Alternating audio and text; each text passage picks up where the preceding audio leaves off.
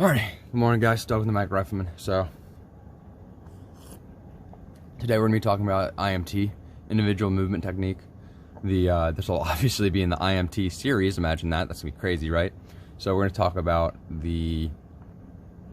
what IMT is, what it's for, and then some techniques on how to do it. If you have a personal technique that you've been using for years and it works for you just fine, then that's perfectly fine. This is kind of an individual thing, as an individual technique, and if you do it slightly different than me, but you're still accomplishing the same task, then it really doesn't matter too much as long as it's well drilled for you and you can explain it and understand why you're doing it that way. So we'll go ahead and roll to the morning, making coffee, working out, and then we'll come back in and talk about IMT. See y'all in a second.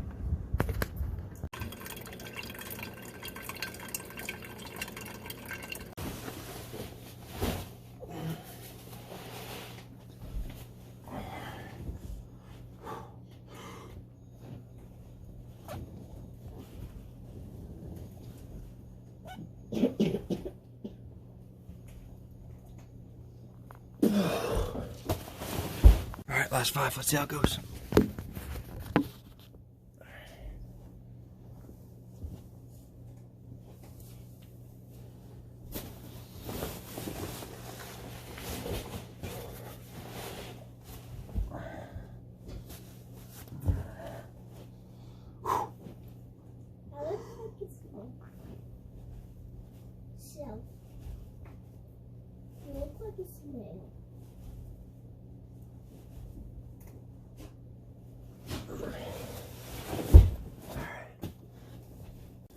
Alright, hey cool cats and kittens. So we're gonna talk about IMT. So what is IMT? IMT is individual movement technique so that your individuals can maneuver with proper technique to reduce your risk as low as possible so that the larger element can successfully maneuver onto objectives or across obstacles. That's it. It is a technique so that your individuals can avoid, to the best of their ability in their current circumstance, unnecessary observation or engagement. That's it. All right? Then you have your 3 recognized techniques. Of course, there's more, but you're going to have to use your common sense to dictate that. If you have a massive wall and you need security on the other side of that wall, and so let's say you have this shotgun's your wall, and you're over here pulling security, and someone says you need to move to that side of the wall and pull security. You're not going to do your little 3 to 5 second rush on the other side of a piece of cover. You're just gonna whoop and hop over to this other side of security so that you can pull security on the other corner of the wall, because you already have your technique for unnecessary observation and engagement covered. The cover of the wall, that's it. So you're just gonna whoop and pull security on the other side of it. Simple as that. So don't do things unnecessarily, but that's a common sense thing, right? So anyway, so with IMT, you have 3 recognized types of IMT, or individual movement techniques. You have the low crawl,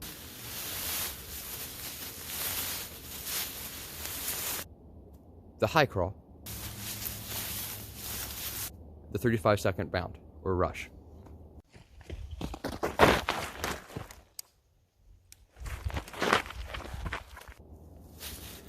So with those, you use them as it is appropriate for the situation. We'll talk about what situations are appropriate once we get to that video for the individual techniques. We'll do a video on the low crawl. We're going to do a video on the high crawl. We're going to do a video on the 35 second rush so that we can go over the what's and the whys and the hows of those individual techniques.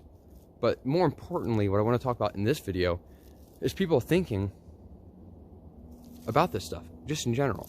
Because most of the people that come from, a military background or things where they're actually using long guns in a profession, they understand this stuff. But it's taught to us very early at a very basic level. And are you ready for it? Basic training. I know, crazy. So the whole concept to us is so obvious. It's like teaching someone that, looking through the trees. You know what I mean? It's like, well, fuck, obviously I'm not scared of the trees. I'm scared of what's behind the trees. So I need to look past the trees, through the forest. But if you don't tell someone that, and they're, 4 clicks into a patrol, and they're just fucking, and they're just glazing around, just kind of like looking at trees and shit, and they don't see a freaking person moving 25 meters away because there's trees in the way and it's kind of blocking their view and they're not looking through the branches, I mean, you could get everyone killed because you didn't realize that basic thing had to be portrayed in a way to make people understand what they're looking for. And it sounds common to us because it's been taught to us at such a basic and early age in our development as shooters and maneuvers and all that stuff. So it's something that we need to remember that isn't obvious to everyone. And the time to be learning about it is not when that freaking belt fed opens up on your element, okay? So make sure you guys are looking at this stuff from the perspective not to get better split times, unless that's what you want to do. But for us, you're not doing this stuff so you can get really good split times, though that's important too. You need to be thinking the full picture, like, okay, shit, how do I maneuver my physical being and how do I become the worst target I can be while being as precise with my engagement of violence as I can be. So the whole name of this game is being a hard target so that you don't make yourself a casualty, so that you and the rest of your element can maneuver and be successful in whatever it is that you're doing, okay? So make sure you're thinking about this stuff, guys. And if you've got experience and you're not talking to people about it, shame on you, because that's the whole point of this thing, right? So let's make sure we're keeping perspective on what it is we're training for, which is the martial employment of weapon systems, which means that someone is employing martial use of those weapon systems back.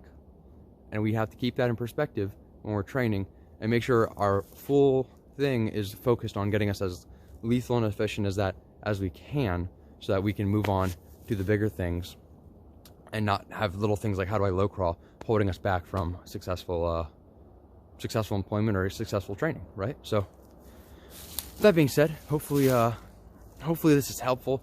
We're going to go into the what's, the whys, the hows for each individual technique, but keep in mind how you work out, how you train, how you shoot, how you go about positional shooting. Keep in mind that it's all going to be like, you don't just wake up and you're in a good supportive position. You need to get to that position in the first place. How do you maneuver there? What support do you have to make it safe for you to maneuver there? What local support do you have? What other support do you have? Do you have a secondary element providing support, and then your local support by fire within your element right here, right? Because you have your machine gunner, you have your SAW, you have your DMR, or whatever weapon platform is providing that support locally. But what's over here keeping everyone, focused on something else? Kind of like if you think about, we're fighting right now, and then my buddy comes up and hits you from this side of the camera and just smacks the shit out of you, and you're focused on me. That's the whole name of the game. Now, who's providing that initial support so that you can maneuver and get that flanking hit, right? So, again, big picture. Let's focus on the little things right now so that we can build that up.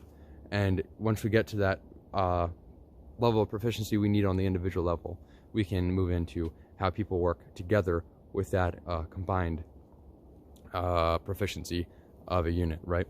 So anyway, it's been Doug with Nomadic Rifleman. I hope this has been helpful. If it is, please share it. Subscribe to the channel, like the stuff. It's super helpful, guys, and it's really encouraging. Exporting this stuff on like Facebook and stuff is super helpful. And so if you have a group where you think this information could be helpful or get more people into the conversation, so it's not just me yelling at a camera, I'd really appreciate that, guys. So anyway, keep getting at it out there.